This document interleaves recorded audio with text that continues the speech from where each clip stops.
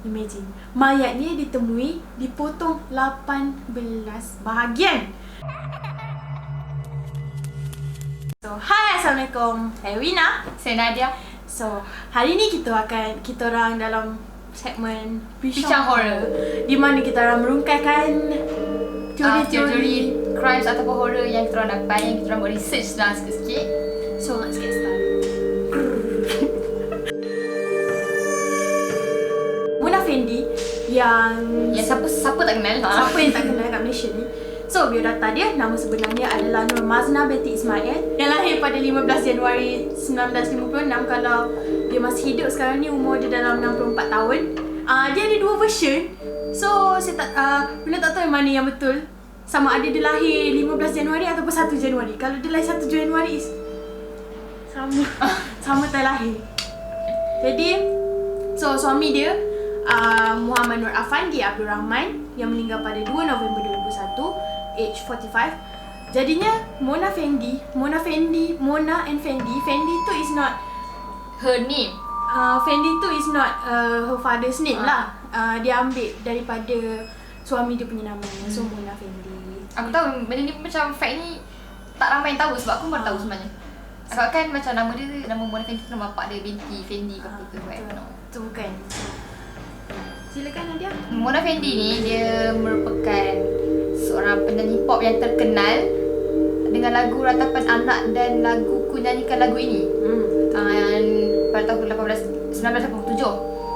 And dia punya Mona Fendi ni, dia tak berupaya nak menyanyi dah dengan lagu-lagu tu dengan baik. Dia katakan menjadi punca beliau beralih arah ke bidang perubatan tradisional.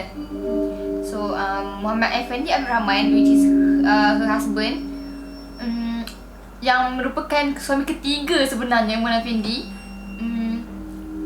dia pun menuntut ilmu persilatan di Indonesia. So diorang mempunyai seorang anak perempuan yang bernama Mazdiana Afandi. So, okay, Mona Fendi ni sangat viral ya ketika itu, sebab kes ni dikatakan sangat-sangat advance pada ketika itu. Imagine pada waktu tu yang sangat-sangat kurang kes pembunuhan. Ada kes pembunuhan dan tragis gila, kejam. Macam mana kes ni berlaku? Pada 13 Julai 1993, Datuk Mazlan Idris, which is one of Malaysian politician, menemui Mona Fendi bagi mendapatkan bantuan gaib.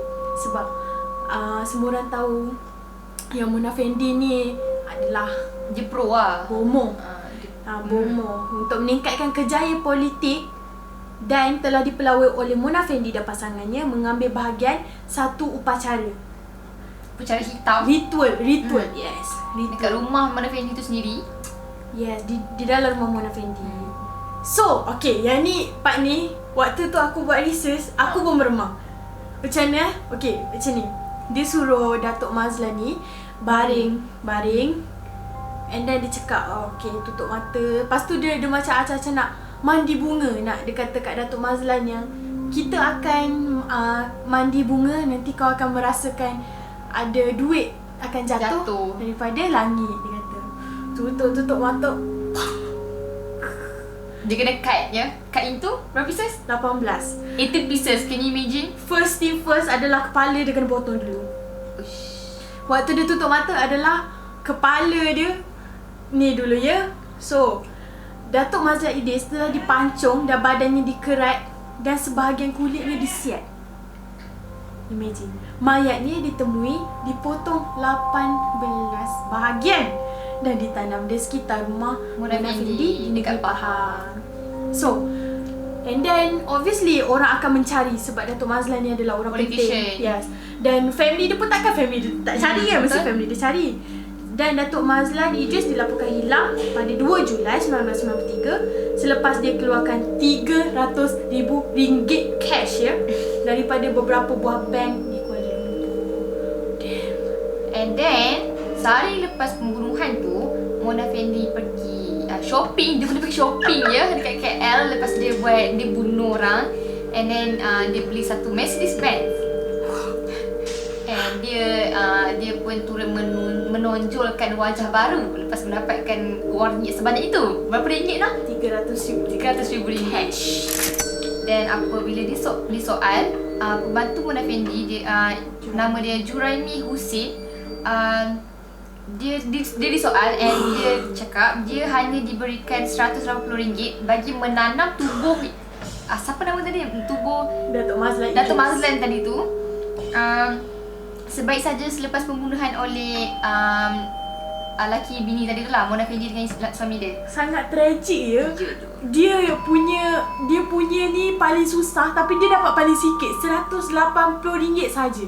Dia dapat RM180 tu and then lepas dia settle kerja dia terus balik, dia terus pergi ke satu hotel dekat Kuala Lumpur untuk malam. And then dia telah membuat kenyataan kepada pihak polis yang membawa kepada penemuan mayat Datuk Mazlan Idris yang dia dah tanam tadi tu. And tak mengejutkan, Mona Fendi dan suaminya segera menjadi very expected lah suspek utama. Yeah. So, perbicaraan dia selama 69 hari ya, 369 nak dekat 3 bulan tempoh PKP ya. Pada 1994 mendengar cerita sensasi berhubung dengan ilmu hitam warna politik. So, ni panjang sikit kronologi dia. So aku tak akan baca semua, nanti aku akan letak sikit-sikit nanti. So, dia start kronologi dia pada 18 Julai 1993. Selepas 2 minggu Mazlan gagal dikesan, UMNO bahagian Raub membuat laporan polis di balai polis mengenai kehilangannya. Lepas tu, esoknya polis dah mulakan siasatan. Dan Juraimi, which is dia orang punya pembantu yang tanam Datuk Mazlan tadi tu, dibawa polis ke rumah Uludong dan polis menemui pita video album gambar Kerajaan Akbar dan sijil saham milik Mazlan. And esoknya pula, which is on 20 Julai 1993, dalam pukul 11.45 malam macam tu, Muhammad Afandi dan Mona ditahan di sebuah rumah kat Wangsa Maju, Kuala Lumpur. Yes. And 21 Julai esoknya Muhammad Afandi dibawa ke Balai Polis Raub. And esoknya pula mayat Mazlan ditemui dekat rumah yang ditanam tu lah, dekat Pahang, Raub dekat Pahang. And ditemui dengan cara yang dipotong 18 tadi tu lah. Dia tertanam di bilik store, bilik rumah tu. Lepas tu, pada 1 Ogos, rangka 3 beranak ditemui di 2 tempat biasa. Di 2 tempat di Terengganu dikatakan dikerat dan ditanam hampir sama dengan pembunuhan Mazlan. So boleh nampak dia punya mainan. Bukan Mazlan saja yang dibunuh sebenarnya. So ramai lagi orang yang mangsa Mona Fendi tu. Yes. Jadi 10 Ogos polis mendapat perintah reman terhadap Muhammad Afandi, Mona dan Juraimi hingga 16 Ogos bagi membantu siasatan polis berhubung kes pembunuhan seorang wanita, Fatimah Muhammad, yang berumur 32 tahun. And pada 15 Ogos, polis menjumpai beberapa anggota manusia yang ditanam lagi yang ditanam di kawasan bekas rumah yang pernah didiami pasangan bohong Muhammad Afandi dan Mona di Klang, Selangor. Teluk Bong dia. So pada 17 Ogos pula polis dapat perintah mahkamah supaya pasangan Bomo itu dan Juraimi ditahan di penjara Pudu dan Kajang. So banyak kita dengar pasal penjara Pudu yang tu nanti kita akan bahaskan. Yang tu di highlight of the video, ya. Yeah? Last kali pada 2 November 2001 pukul 5.59 pagi sorry. Mona Fendi, Muhammad Afandi dan Juraimi digantung serentak dekat penjara Kajang. Dan yang menjadi persoalannya, sebelum dia dapat duit daripada Datuk Mazlan tu, dia dah membunuh beberapa orang. Dan why? Kita tak tahu benda tu why. So, apa yang aku dapat, aku ada baca, aku ada buat research semuanya. Ada yang cakap untuk dia punya in order untuk dia mendapatkan kuasa kebal macam apa semua, dia kena bunuh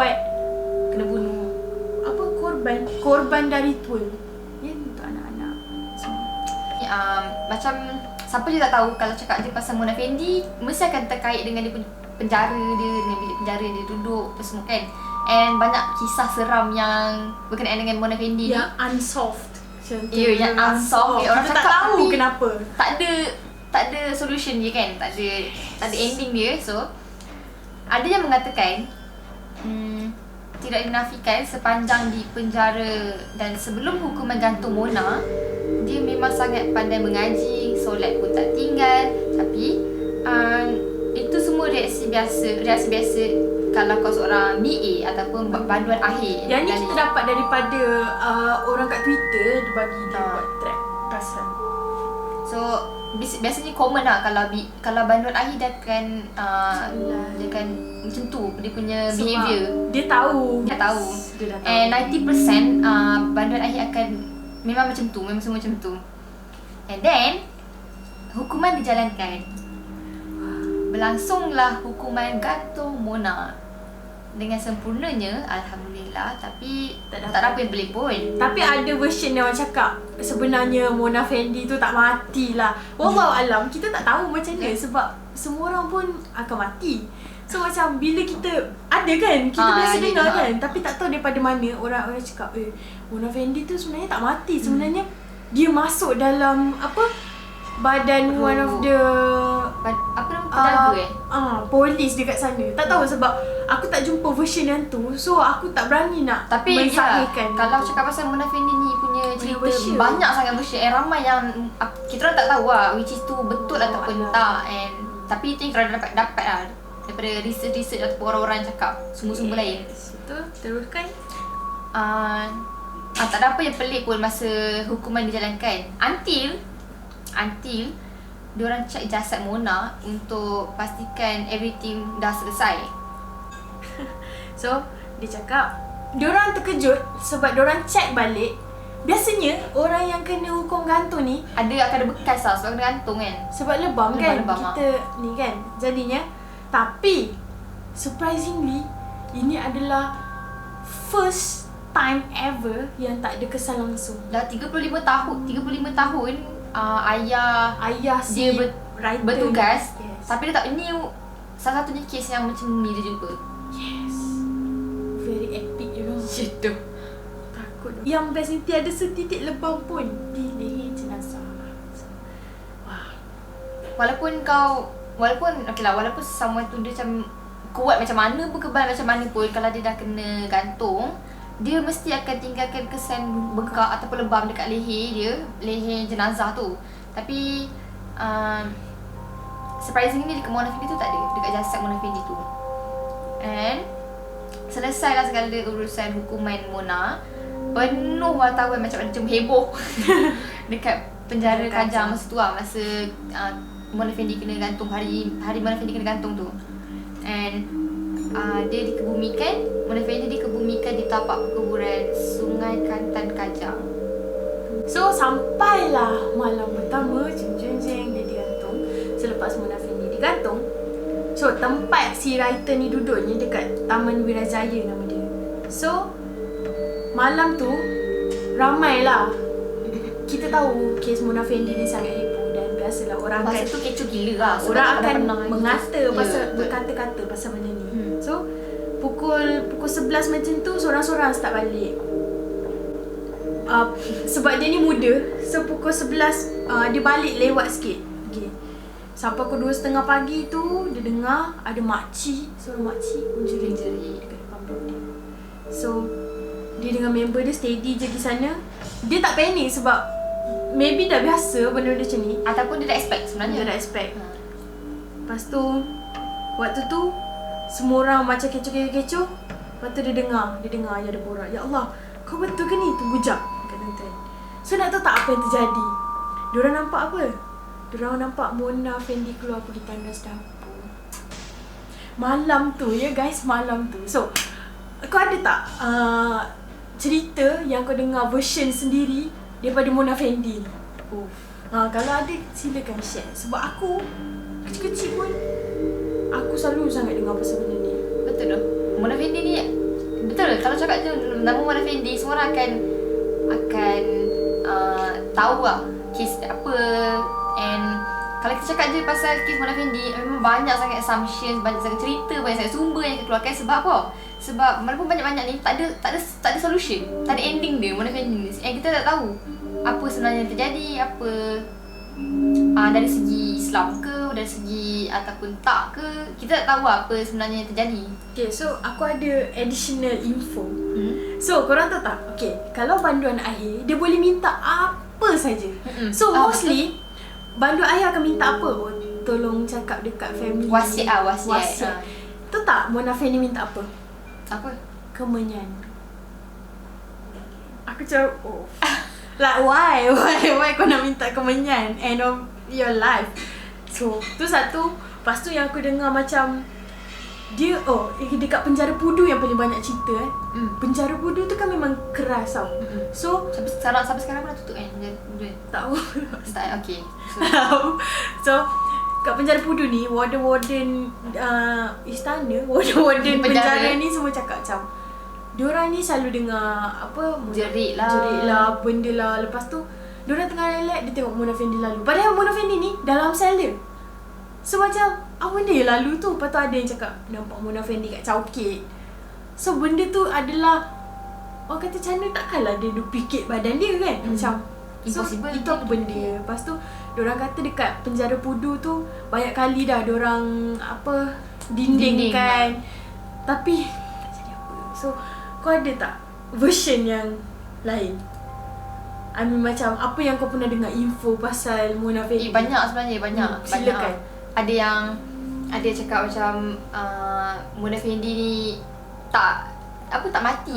Tak mati. Lepas dia kena gantung tipu tak mati. Biasa dia tak mati dan lama pun kena gantung kat penjara. So mestilah mati, tapi orang kata dia tak mati and dia hidup. Tak tahu sampai sekarang. Dia kata dia apa ada orang kata yang dia waktu gantung tu pun dia senyum. Kan ada orang cakap betul.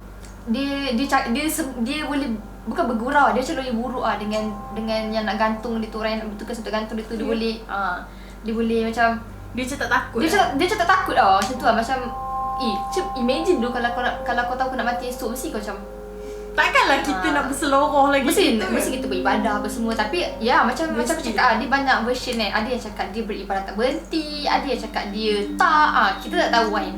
Banyak lah sebenarnya. And by the way, kalau korang nak tahu pasal Mona Fendi ni bercerita, ada satu movie Malaysia buat sendiri. Apa nama dia? Dukun. Yes. And Mona Fendi tu sendiri bawa tak oleh sebenarnya nama dia dalam cerita tu, nama dia tak cakap pun Mona Fendi bercerita sebenarnya, tapi kita tahu. We all know. Kes dia lebih kurang and orang assume tu kisah benar based on the true story of Mona Fendi. So korang should tengok. Tak tengok lagi. Aku dah tengok sebab aku tak tahu nak cakap macam mana cerita tu macam mana, sebab kita tak tahu true story pasal Mona Fendi. So tapi cerita tu trailer pun aku tengok baru. Apa yang aku boleh cakap, dia memang seramah. Kalau dah nama pun horror kan. So memang seramah cerita tu.